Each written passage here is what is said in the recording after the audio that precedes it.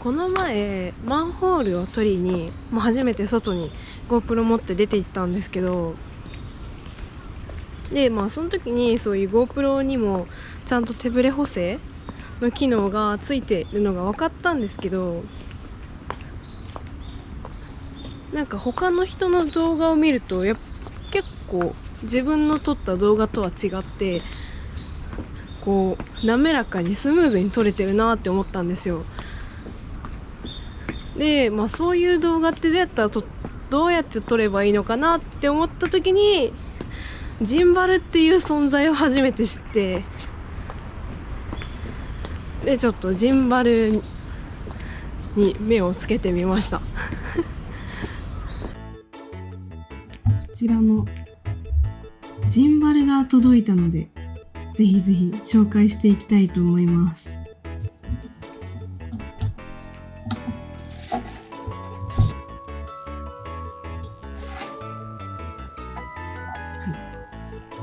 そもそもジンバルってなんか調べてみると、ジンバルっていうのは一つの軸があったら、その軸を中心にして物体がくるくる回転させる回転台の一種のことを指すそうです。例えば船とか飛行機に搭載されたジャイロスコープとか羅針盤とかが、そういうジンバルの機能を使って常に平行に進むように保たれているそうです。ちょっとね、これ調べたんですけど、正直いまいち文章では理解できなかったので、実際に使ってみて体感してみましょう。ここにネジがあるので、これを緩めてください。で、GoPro が入るぐらいの大きさに広がったら、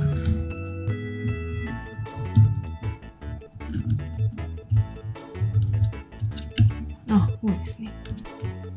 で、はまったらネジを元に戻してカメラに固定します。取り付けが終わったら電源を入れたいと思います。この真ん中のボタンを長押しすると電源がつくそうです。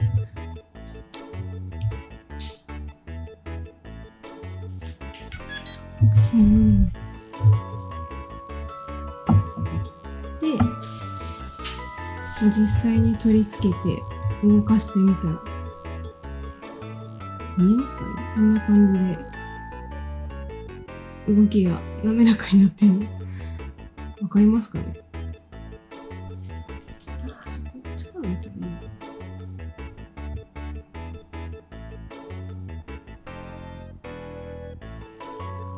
ちょっとカメラだと分かりにくいんですけど、実際に自分の目で見てみたら、この取り付けられている GoPro がスムーズに動いてるのがすごく分かります。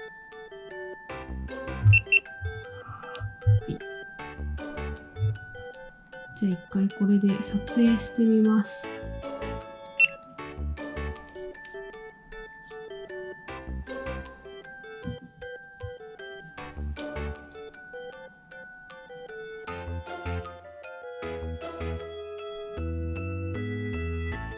で、撮影する時のポイントなんですけど、こういう風に腕をまっすぐ伸ばしてやると綺麗に撮れるそうです。はい、じゃあちょっとジンバルを実際に買ってみて装着して撮ってるのがこちらの映像になります。さっきジンバルなしの動画を撮ったんですけど、ちょっと違い分かりますかね？だいぶ滑らかになってるはずなんですけど、ちょっと階段とか分かりやすいと思うので登ってみます。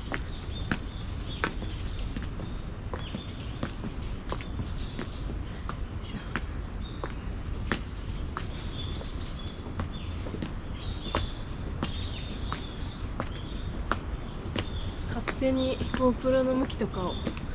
方向を変えてくれてるんですけど、どうでしょうか？はい、じゃあジンバルも揃って準備も万端ということで、早速このジンバルを使っていろんなものを撮影していきたいと思います。